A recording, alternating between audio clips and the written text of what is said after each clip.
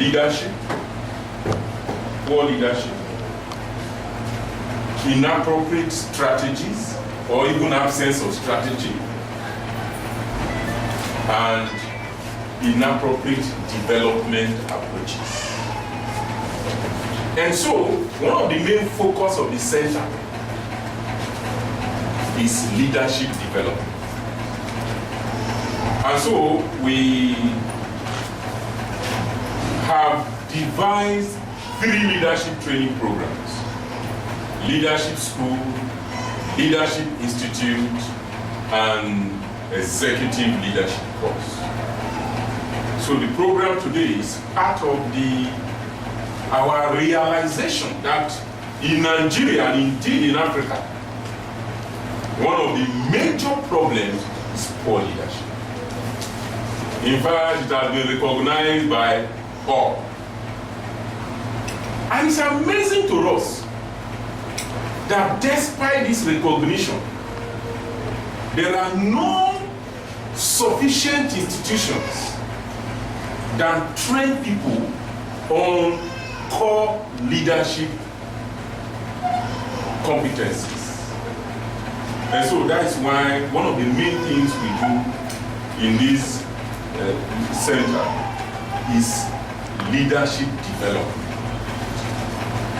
This particular program that we're having today, we're having 7 graduates.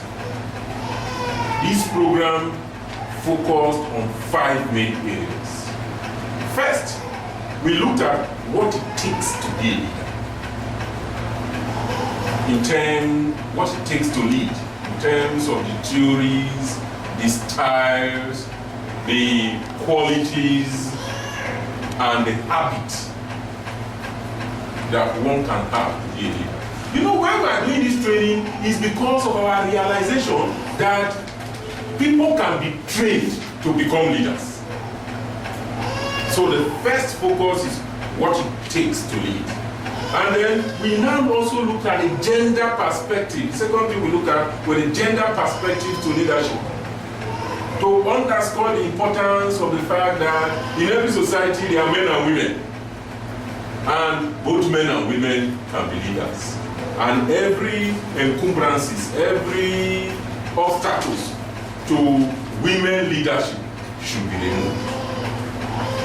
The third area of our focus is how to lead.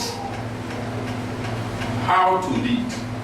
And here we focused on 3 main areas: organization, management, and execution. We all know that in Nigeria, the implementation or execution is the graveyard of public policies and programs in Nigeria. And so, for you to be a leader, focusing on results and outcomes, you must know not only how to organize and manage, but how to execute. The 4th issue that we addressed is what it takes to be a chief executive officer, CEO. Many people want to be CEO. And there are processes, there are characteristics, there are things that are required for people to possess for them to be CEO. And of course, the last thing that we discussed was how to manage difficult workers and managers. And we identified 10 different categories of people that can be categorized as difficult workers, and we looked at how to manage them. Now, why are we doing all of this? We are doing all of this because we realize that most leaders in Nigeria are transactional leaders. Transactional leaders, people follow them because of what they get. And we know that what is available today in Nigeria is unacceptable. It's not just only unacceptable, it's not sustainable. The leadership has not been able to harness our resources so that we develop. And so our aim is to train people and get a movement of transformational leaders that will change not only the organization but the entire country. And so what we are doing is training people periodically to add to the numbers. And we are happy to inform you that up to date, including these 7 people, we have trained 284 persons on leadership. And apart from that, there is a fifth set of people in the leadership school, about 40-something people that are undergoing training. But that training program is for 1 year period.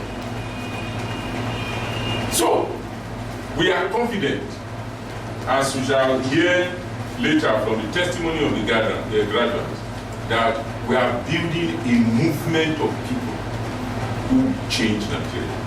We are confident that those people without leadership skills will find it increasingly difficult in the future to occupy leadership positions. With the level of consciousness of Nigeria, with the system that are being put in place, those who steal money will find it increasingly difficult to hide this money or to live in unnecessary opulence. We are confident on the future of this country. As we train more people, as we organize, we are sure that change is not only a possibility in Nigeria, it is inevitable. In fact, we don't have an option for change. And I want to welcome you to this closing ceremony. I want to congratulate the graduates for joining a pool, a movement of people that will change this country forever. Thank you and welcome.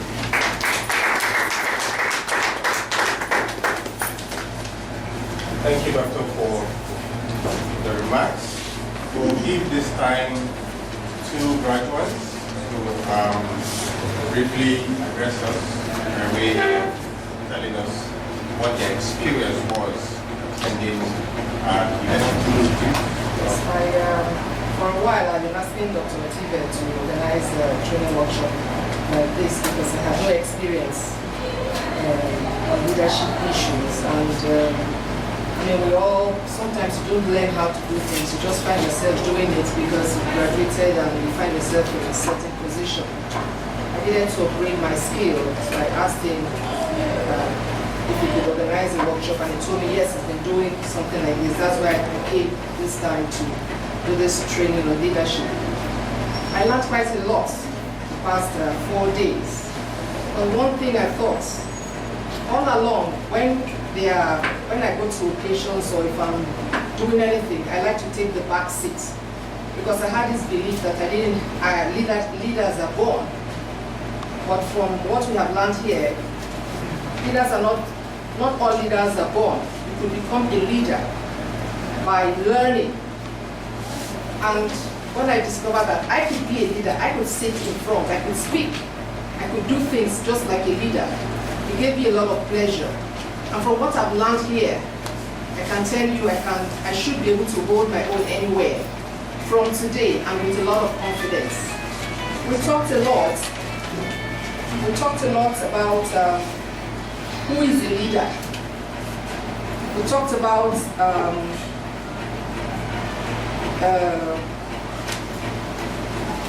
the qualities of a leader, the laws of leadership. These are things I didn't know before, but I've learned quite a lot. We talked about the vision, leadership and vision. You have to have a vision if you're doing anything. We talked about strategy. I wanted to know something about strategy. A few months ago, I had a program on, I celebrated my organization's 6th anniversary. And while I was preparing for it, I kept reading about strategy. Strategic plan. I read books, but it still didn't make sense to me. But here, we were taught what it meant to develop a strategic plan or to have a strategy. It's a plan of action which is used to achieve a competitive edge. If you don't have it, you haven't started in anything you're doing in your organization, working with people. You have to have a strategy. I have learned that here today. And when I go back, I'm going to sit with my staff. We're going to start working with what we have learned here. Not only that, we talked about leadership and organization. How do you manage? There's a difference between management and organization. management organization is? Management and leadership, sorry. There's a marked difference between management and leadership. In management, you talk about like a day-to-day thing. Leadership is much more than that. You're looking at somebody who is leading by influence. Leadership is the ability to lead people by influence. I didn't know that before. I thought you just had to be a leader and everybody would follow you, but you have to have certain qualities for you to take people along. And from what I've learned, I'm not going to say everything. I think I'll stop there so that my colleague can speak as well. From what I've learned, I know that my organization is going to be better. And I'm still going to go back, read more, and be able to impact knowledge I've learned here free of charge to other people in Delta State and around. Thank you very much. What you go through is for me to see what am I taking home after living here. And because there are only 5 fingers on this hand, I was only mention 5, not because it's exhaustive, but because of time and the interaction is required. So I will only talk on 5 issues. One, let me say that I have attended a lot of leadership training programs, let me confess, both nationally and internationally, but this is a different one. It's quite different because it's so practical. It's very practical. It's using the situations, circumstances, information, and resources in our environment. The ones I attended outside the country, the examples are sometimes I couldn't catch up what some of the information they're trying to give because it was not in my environment. What have I learned here? I have discovered myself. That is the first thing. I haven't discovered myself. And self-discovery is one of the important key issues in leadership. If you discover yourself, you understand who you are, where you are, what you are doing, what is your strength, what is your weaknesses, what opportunities you have, and what are the threats that you need to overcome, is a big issue. Even if that is the only thing I've learned here, I am fulfilled. And I'm able to use this opportunity to assess my style of leadership. I have been in a position of leadership at different levels, right from my primary school, secondary school, at this level. I was the past immediate provost of the College of Health Science and Technology in Kaduna State. I have been the chair of African Forum of faith-based organizations of HIV and reproductive health in Africa. I have chaired and led a lot of advocacy groups, but I've never cared to sit down and assess my leadership style. This opportunity has given me a very wonderful one to assess what style I'm using to lead those organizations. And it's necessary for everybody to know what style he's using.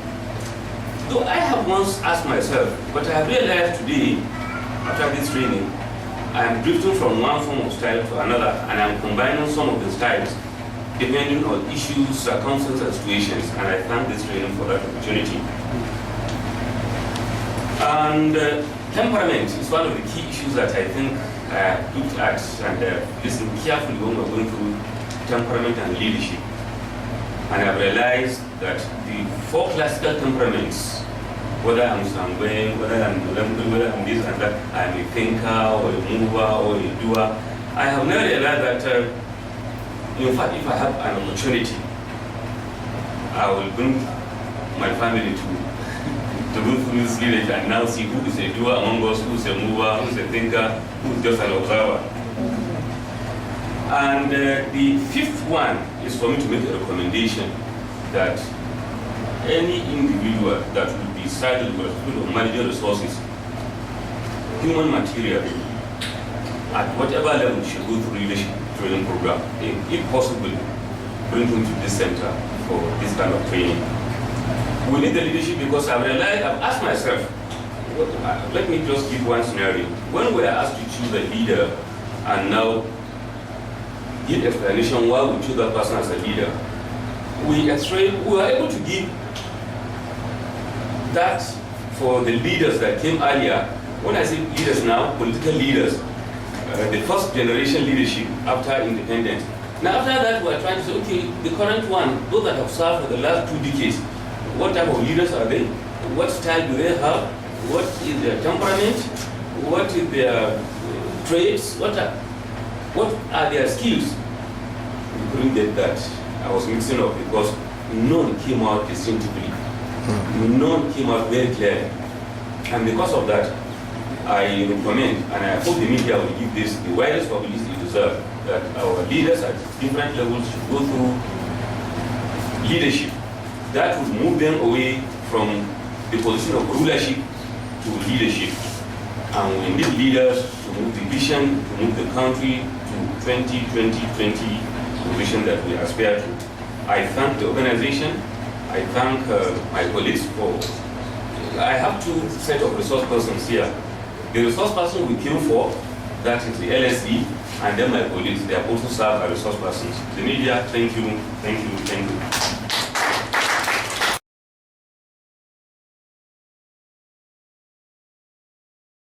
The fourth or third time attending his programs. There was one in the hotel, there was one here, and some other time, and then today. I think he has been doing much to impart knowledge to millions of Nigerians in different aspects of life. My question to him is, what does he think that is the problem of leadership in Nigeria? And how does he think that we can get about it to be perfect? Okay, thank you very much. Any other? It's very clear that the problem of leadership in Nigeria is that there is no leadership. Because leaders need to have some characteristics, some qualities. During the lecture, we looked at how many qualities? 21 qualities. 21. John Maxwell gave us 21 qualities of a leader. And they include charisma, character, compassion, giving. You know, so, and when you look at the kind of leadership, we must actually remove people in position from leadership. Because leadership is influence. And a leader has followers. But what we have had in Nigeria, what I said earlier, in fact, my introduction, one of the basic problems is that most of the so-called leaders we have are transactional leaders. People don't follow them because of what they stand for. People follow them because of what they will gain. That is an elementary form of leadership. The best form of leadership is transformational leadership. That's leaders who want to do things to better society, leaders who have character, leaders who are driven by purpose and values, leaders who bring change to society. So that is the basic problem with leadership in Nigeria. What can we do? You know, from the work we've done in the past 4 years, it is clear to us that one of the basic things we really need to do is reorientation and training. Nigerians are not different breed of human beings. And in fact, from the testimonies we have had from the students who have trained so far, there are people whose focus changed completely. In fact, this one, the Leadership Institute is a paying institute. People pay to attend. And so the attendance is not as big as the leadership school. The leadership school is free of charge. In fact, students of the leadership school, they wonder every time. They will ask me again and again. Well, in the leadership school, we not just train them free of charge. During the training, we provide entertainment to them. And they will ask me, what is it that you are going to gain from it? Why will you gather Nigeria? They cannot relate with it. That you will just train people free of charge. And you don't charge them anything, you don't put any condition, there is nothing. They can't relate with it. And only that gesture alone changed many of them fundamental. And I want to assure you, I've been around for some time. I've been involved in many things in private sector, in public sector, in NGO. There are good people in Nigeria. In every sector, there are good people in Nigeria. The problem is that the environment of operation makes some people to be bad, and the good people have not organized to bring about change. That's why some of us are putting everything we have on the line to organize for change. And I'm sure as more people buy into this vision of organizing for change, not because of selfish thing you will benefit, but for the benefit of society, change is inevitable. I want to really thank the media. They have been with us in this struggle. Because if you do all of these things and it's not heard, then the change we want to see will not come to pass. But we are confident from what we've seen, from the testimonies. In fact, we have bigger dreams. We have dreams to establish a leadership university where people will be trained, so that in the future, if you are occupying a position and you have not been trained, you will be different from those who have been trained. And I am sure it is doable. And with your support, there's no doubt that we'll succeed in doing that. Thank you very much. Yes, please. So, haven't identified the challenges of leadership in Nigeria, especially with regard to what you said, most of our leaders are transactional leaders. What is the center doing to take this message of transformative leadership to the political class? I know when we have, when at the beginning of each session of the assembly, they used to organize induction for them. They used to organize induction for, what do you call them, harmony secretaries, directors, and the rest of them. What is the center doing to ensure that they use such fora to enlighten our leaders on the need for them to change from this transaction, mentality to transformative leadership in order for Nigeria to be among a serious nation in the world? We are trying our best, but you can't seize another person's platform. It's only when the platform is given to you that you can utilize it. But we are engaging every platform. In fact, right from the time of the Vision 2020, means any major issue in Nigeria, we engage with it. We have a book on lecture notes on leadership. We've done some mapping, and we got 50, the people we think are the 50 most powerful people in Nigeria. We send our publications to them, even other publications, because we've written a book on overcoming the challenges of transformation in Nigeria. A section of it is on leadership. We send those books to them free of charge. We are looking for every platform to promote this. And we have had access to a lot of platforms too. The Brains Commission, we're able to make presentation to them. Where Konradinwa Foundation has been doing training for legislators from Cross River and Plateau, Lagos, and Ogun State. We've been involved in training them on leadership. So, as avenues become available to us, we are utilizing it to pass the information across. On Saturday, I'm going to train some young, aspiring politicians on transformative leadership here in this place on Saturday. So we are using every avenue. The country is large.